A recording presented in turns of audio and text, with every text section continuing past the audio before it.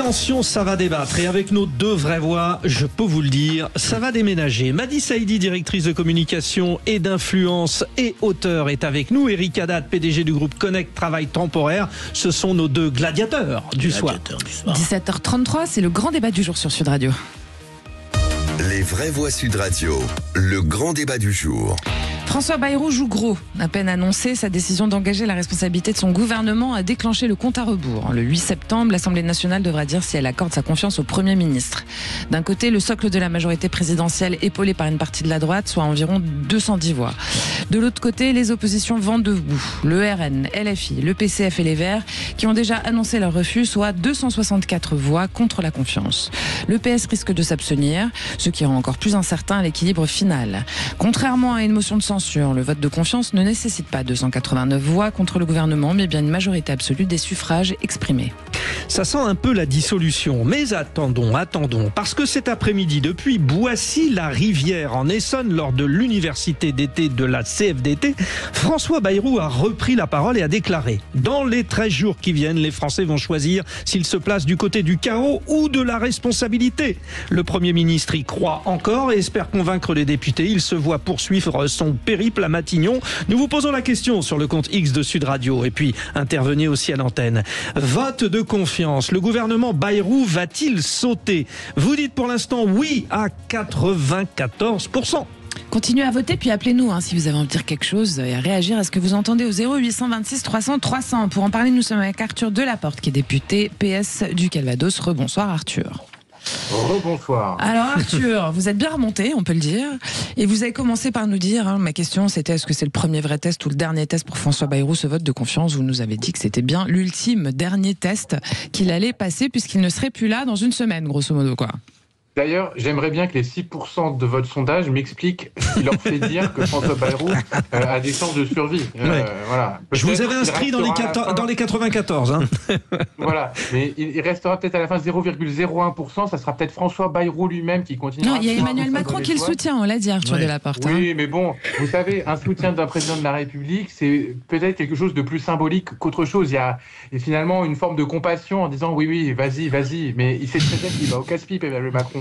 Finalement, personne n'avait de suspense sur le fait que François Bayrou ne survivrait pas à son propre budget, tant il était lui-même borné. Je veux dire, il a présenté son budget le 15 juillet dernier en disant c'est à prendre ou à laisser, c'est ça qui va sauver la France et rien d'autre. Sauf qu'en fait, si vous aviez suivi un peu ce qui s'est passé cet été, moi j'ai été dans des cafés, les gens m'ont dit ah bah non mais attendez, c'est quoi ces histoires de jours fériés? C'est impossible. Censurez-moi. Mais il a dit qu'il voulait discuter quand même. Il ouvrait la discussion. Il ne faut pas non plus se braquer. J'ai l'impression que la classe politique se braque systématiquement si on n'est pas de son côté. Oui, sauf qu'il a quand même dit une chose. Il a dit oui, je veux bien discuter, ça peut être le 11 novembre ou le 15 août. Mais bon, quand même, rigolez pas, le 15 août, tout le monde est en vacances, donc ça n'arrivera pas. Donc vous voyez bien que c'était de la discussion sur les jours, mais rien sur l'ampleur de son plan d'économie. Et lui-même, et il l'a redit cet après-midi, est arc-bouté sur la nécessité des 44 milliards. Alors, rentrons un peu dans le concret, Arthur Delaporte. Qu'est-ce que vous reprochez objectivement et concrètement à son projet? Tout. Je veux dire, il n'y a rien qui va. Si vous écoutez un peu, quand il nous dit on va geler, par exemple, les prestations sociales. Ça veut dire quoi? Ça veut dire qu'en gros, si vous êtes aujourd'hui au minima sociaux, vous perdez 300-400 euros par an si vous n'êtes pas revalorisé avec l'inflation. Quand il nous dit on va geler les pensions de retraite, ça veut dire qu'un retraité, ça va lui coûter 300 balles. Quand il nous dit, quand il nous dit on va faire rentrer des nouveaux retraités dans l'impôt, parce que c'est ça qu'il dit quand il dit on gèle le barème de l'impôt, c'est pareil, c'est 300 balles par an. Donc à la fin, les gens, ils finissent par raquer. Raquer, ça veut dire quoi? Ça veut dire qu'en fait, on va aller chercher chez les travailleurs, chez les retraités les plus pauvres, c'est eux qui, en proportion, vont payer le plus cher. C'est pas normal, c'est même l'inverse de ce que devrait défendre un gouvernement. Moi, je défends un travail qui rémunère, je défends pas un travail gratuit. Bon, c'est un bon exemple, Arthur. Alors bon, Arthur Delaporte, on en discute bien sûr aussi avec nos vraies voix. On a la chance d'avoir Madi Saïdi, qui est une spécialiste de la communication. On va peut-être reprendre le problème au début. Quand il est arrivé à sa conférence de presse hier, on a l'impression qui sortait de 3 enterrements à la suite. Oui. Ah oui, il était déprimant. Comment, ouais, c'est ça le problème. Et comment on peut essayer de convaincre déjà dans cet esprit? Est-ce que il y a chez lui une réalité d'être alarmant, ou il en fait trop, ou enfin on a envie de se suicider, quoi? Après, il faut dire que ça, c'est aussi une marque très Bayrou. Bayrou, quand il arrive, soit hyper désordonné, soit on ne sait pas où il va. Mais c'est vrai qu'hier, il y avait quand même sur son visage quelque chose de très fort, d'alarmant. Après, la Macronie nous a aussi habitués à être très alarmants, faire peur aux Français et de leur dire, ah ben, en gros, c'est maintenant ou jamais. En revanche, ce que je trouve pas très sympa, pas très cool chez Bayrou, c'est que depuis quelque temps, il a cette propension à prendre les Français à témoin en leur disant, en gros, c'est maintenant, ici et maintenant, soit vous choisissez, soit ça va être le chaos. Sauf que les Français sont pas responsables de ce chaos. Quelque part, il faut aussi que les politiques se remettent en cause et qu'ils réfléchissent à pourquoi on est dans cette situation-là aujourd'hui. Et les Français, honnêtement, sont pas vraiment responsables de cette situation. Éric Haddad, vous qui êtes chef d'entreprise, on sait dans une entreprise que quand on traverse une période de crise, en général, c'est là qu'on investit, parce que c'est comme ça qu'on tient. On est d'accord, hein, on continue pas à s'endetter, on investit, on prend des risques. Exactement. Au-delà de ça, alors j'écoutais Monsieur le député, effectivement, et j'abonde un petit peu dans le sens où c'est vrai qu'en fait, on en a marre de payer, aussi bien à titre personnel qu'au niveau des entreprises. Après, quelles sont les solutions aujourd'hui? Parce que vous avez un pays qui est aujourd'hui malade, qui a une grave maladie. Donc, quel est aujourd'hui, en fait, le traitement que nous devons mettre en place pour un pays qui a atteint ce stade d'endettement catastrophique? Aujourd'hui, on s'endette sur les marchés encore plus cher en termes de taux d'intérêt que la Grèce, l'Italie et l'Espagne. Ça devient quand même dramatique de nous mettre au niveau de ces pays-là, avec tout le respect qu'on a pour ces pays-là, bien sûr. Aujourd'hui, l'État est endetté et archi-endetté. Que doit-on faire? Que doit-on faire? Parce que c'est bien ça le problème. Il faut trouver une solution. Il faut trouver une solution. Moi, j'aurais été... Alors, excusez-moi, Frédéric.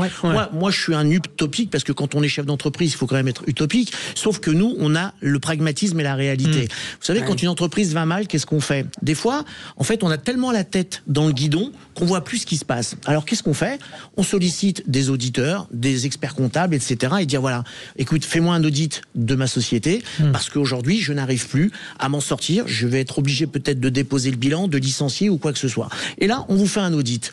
À partir de ce moment-là, vous avez un audit, on vous dit, bah, écoute, c'est simple, tu vas mettre en place une restriction budgétaire, tu vas arrêter de dépenser ci, dépenser ça, dépenser là, tu vas peut-être réduire ta masse salariale si tu veux protéger et sauver ton entreprise pour ceux qui resteront et pour l'avenir de l'entreprise. Si vous le faites pas, eh ben vous allez droit au mur. Et il faut avoir le courage de le faire. Il faut avoir le courage de le faire. Donc moi aujourd'hui, par exemple, quand j'entends effectivement tous ces politiciens, c'est très facile. Qui se proposent de faire ce travail d'audit, mais qui le font. Mais qui le font. Il y en a une qui l'a très bien fait. Qu'on aime ou qu'on n'aime pas, c'est Sarah Knafo. Sarah Knafo est une ancienne de la comment dirais-je. Elle a fait des propositions aujourd'hui et elle a travaillé à la Cour des comptes. Je peux vous dire que quand elle dit au gouvernement, j'ai 63 milliards d'économies à vous faire, pourquoi le gouvernement ne se réveille pas et ne met pas en place un certain nombre de mesures? Arthur Delaporte, est-ce que vous avez concrètement un scénario? Qu'est-ce que vous nous proposez? Le 8 septembre, on l'a compris, bon, il y a très peu de chances que ça continue. Admettons qu'il y ait une dissolution de l'Assemblée. Est-ce qu'aujourd'hui, la solution peut venir des politiques, Arthur Delaporte? Déjà, je vais vous dire une chose très simple. Aujourd'hui, il faut arrêter de dire que la France augmente à des taux démesurés. Il faut arrêter ce catastrophisme. Parce que c'est ce catastrophisme qui produit la crise. François Bayrou, c'est une réalité. C'est une réalité. Monsieur, je vous invite, comme vous êtes chef d'entreprise et que vous parlez d'économie, à aller regarder ce qu'on appelle les spreads, c'est-à-dire les taux différentiels à laquelle la France emprunte aujourd'hui. Elle emprunte moins cher que la Grèce, je suis désolé. Elle emprunte moins cher que l'Italie. Elle emprunte un peu plus cher que l'Allemagne. Donc, en fait, finalement, il faut arrêter d'être dans cette espèce de délire. Non, c'est pas un délire, c'est une réalité. Notre pays n'a pas une dette soutenable. Ça n'est pas vrai. Ça n'est pas vrai. Et en fait, plus on le dit, plus on va produire cet effet de croire que la signature de la France n'est pas une signature de qualité. En France, aujourd'hui, on a la chance, non seulement parce qu'on est dans la zone euro, contrairement à ce que souhaite Sarah Knafo, je rappelle, mais aussi, par ailleurs, parce qu'on est une économie solide et qu'on est en croissance, d'être un pays qui peut encore emprunter sur les marchés financiers. Et donc, moi, je vais en faux contre ce discours. Et le deuxième élément que je vous donne, c'est qu'on n'est pas obligé de produire la politique injuste de François Bayrou. Lui, il a focalisé en disant il faut 44 milliards. Mais en fait, on peut faire la même chose avec des économies. Oui, bien sûr qu'il faut faire des économies, parce qu'il y a parfois des dépenses inutiles, je le reconnais. Mais pour autant, est-ce que ça veut dire qu'on va aller se mettre des coupes dans l'hôpital? Est-ce que ça veut dire qu'on va augmenter les franchises? Arthur Delaporte, est-ce que vous pouvez réagir sur le plan de proposition d'économie que faisait Sarah Knafo, dont vient de nous parler Eric Haddad, justement? Non, mais le plan d'économie de Sarah Knafo, moi je l'ai regardé, c'est du pipeau. Je ne sais pas, Madame Knafo, elle n'est pas économiste, elle a fait 6 mois à la Cour des comptes, et en fait, son plan d'économie, c'est un plan d'économie raciste. C'est juste pour dire, on arrête de donner des aides aux étrangers, point barre. C'est à peu près ça. Je veux dire, vous regarderez le détail, c'est absolument pas sérieux. Et évidemment que ce type de mesure, c'est juste destiné à draguer un électorat qui souhaite finalement dire ah ben le problème c'est les étrangers. Vous voyez, pour François Bayrou, il a un autre truc, le problème c'est la dette, c'est le mal de la dette. En vrai, le problème n'est pas là. Et le PS il dit quoi alors? Le PS il dit quoi? Nous on dit, le sujet c'est qu'on a un président de la République qui a mené depuis maintenant 2018 une politique de 17 économique profondément injuste. Qu'est-ce qui fait qu'on a besoin de 40 milliards d'euros? On a besoin de 40 milliards d'euros parce que Emmanuel Macron a réduit les recettes de l'État de 60 milliards d'euros. On a fait des cadeaux plus riches. On a donné 20 milliards d'euros par-ci aux entreprises. On a donné. Mais ça a permis de relancer l'emploi. Il y avait moins de chômage. Bien sûr. Pas vrai. Je peux vous raconter une chose. Les courbes du chômage, elles se sont inversées en 2016. Je ne crois pas qu'Emmanuel Macron était président de la République à l'époque. Donc en fait, l'amélioration de la situation économique, elle est antérieure à l'arrivée d'Emmanuel Macron. Parce que François Hollande avait fait des cadeaux aux entreprises aussi. Bien sûr. C'est ce qui lui avait été reproché. Parce que François Hollande avait mené une politique qui était décriée à l'époque, qui était une politique qui a permis de réduire le taux de pauvreté dans le pays et de réduire les inégalités et d'augmenter la contribution des plus riches à l'impôt, avec notamment une hausse de la fiscalité sur le patrimoine. Et dès son arrivée au pouvoir, Emmanuel Macron a fait l'inverse. Il a mis en place la flat tax, par exemple, qui a aligné la fiscalité du capital sur la fiscalité du travail. Qu'est-ce qui s'est passé? C'est qu'en même temps que notre dette avait progressé de 1200 milliards sous Emmanuel Macron, les patrimoines les plus riches ont progressé de 1200 milliards aussi. Donc moi, je ne crois pas que cette politique soit juste et je pense qu'il faut changer de braquet. Le problème, c'est que François Bayrou n'en a cure.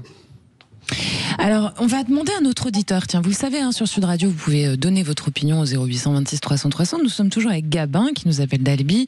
Gabin, on va vous demander un peu votre opinion sur tout ce que vous venez d'entendre à l'antenne. Est-ce que, selon vous, on va droit à la catastrophe?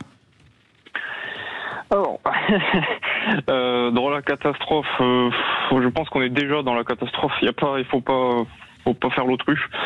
Le vote de confiance le 8 septembre, c'est vraiment pour l'apparat, parce que de toute façon, il n'y a aucune chance que le vote soit validé. Et puis après, et vous espérez une dissolution? Vous voulez aller retourner aux urnes pour les députés ou pas? S'il y avait une dissolution, je retournerai aux urnes, évidemment, mais par contre... il faut pas se leurrer, ça changerait. Enfin, est-ce que la question c'est est-ce qu'il doit y avoir une dissolution? Parce que peut-être que ça changerait rien, parce que finalement ça serait remplacé par quelqu'un d'autre qui ferait des mesures tout à fait similaires, parce que c'est les politiques gouvernementales, elle est comme ça, et puis on a l'impression que ça change pas. Sauf s'il y a une nouvelle majorité à l'Assemblée nationale, ça peut arriver. Ça pourrait. Après, la question, c'est est-ce qu'elle nous permettrait de sortir voilà. Qui va le prochain? Est-ce qu'elle serait pleine de bonnes intentions? C'est une vraie question aussi. Madi Saïdi, c'est qui le prochain à votre avis? Écoutez, si je le savais... Vous voulez pas nous faire Madame Irma un peu là? Non, même pas. Non, on va approcher les jeux, là, c'est le moment de jouer. Non, mais là, personne ne sait ce que ça va être. C'est sûr qu'aujourd'hui, la situation de la France, elle est catastrophique. Et honnêtement, quand j'entends dire que la situation économique de la France, on peut encore aller emprunter, moi, je ne comprends pas. Et tout à l'heure, vous disiez, je parle à monsieur le député, vous disiez tout à l'heure que François Hollande avait fait en sorte de réduire les inégalités et notamment la pauvreté. Parfois, je me demande si, honnêtement, les politiques, vous avez déjà vu des pauvres pour de vrai. Honnêtement. Honnêtement, sortez de vos bureaux, sortez de vos permanences. Excusez-moi. Mais alors, pas du tout. Vraiment. Comme ça, donnez-moi. Arthur Delaporte. On va arrêter un peu ces types d'accusations à la noix. Mais non, c'est pas une accusation, c'est une question que je pose. Chacun son tour, s'il vous plaît. C'est une question que je pose. Je me pose la question de savoir si vous avez déjà vu des pauvres. C'est tout. Allez-y, Arthur Delaporte, on vous écoute. Je vais vous répondre. Moi, je vous invite à venir une journée en circonscription avec moi. Vous allez voir ce que c'est. C'est aller à l'aide alimentaire pour discuter avec les personnes qui le font et les bénéficiaires. C'est accompagner des personnes qui sont à la rue. C'est ça que je fais tous les jours. Donc maintenant, je veux bien que vous veniez voir comment on accompagne les personnes en situation de grande précarité chez moi et comment elles ont subi les réformes d'Emmanuel Macron. Je ne permets pas ce type d'accusation. Non, mais moi, je défends pas Emmanuel Macron. Venez, madame, une journée, vie ma vie dans la vie d'un élu et on dira autre chose. Monsieur, que les gens payés à rien foutre. Monsieur le député. député. Des journées qui commencent à 7h du matin, qui finissent à minuit. Très bien. Et notre seul objectif, c'est l'intérêt du pays. Très bien, cher monsieur le député, vous savez que vous m'apprenez rien. Moi, j'ai 25 ans d'engagement. Je me suis engagé la première fois, j'avais 14 ans. Moi, le terrain, je le connais. La Seine-Saint-Denis, je la connais par cœur. J'ai même fait le tour de la France entière. Alors, s'il vous plaît, ne me donnez pas de leçons. Alors, je vous donne pas de leçons, moi, je les connais. Ceux qui galèrent, je les connais. On n'est pas là pour s'engueuler. Et en plus, on est à la fin du débat. Vraiment, ne nous donnez pas de leçons. Parce que si être élu, merci. Arthur Delaporte m'a dit ça, il dit. Non, mais les réalités, je les connais autant que vous.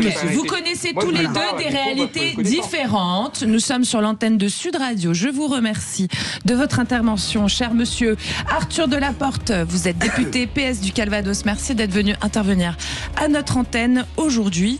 Et puis, vous restez avec nous, chères auditrices, chers auditeurs, parce qu'on va se détendre un peu dans un instant. Oui, c'est monté. On va se faire du bien avec un peu de musique. Mais attention, Judith, va y avoir match aussi. Allez, à tout de suite.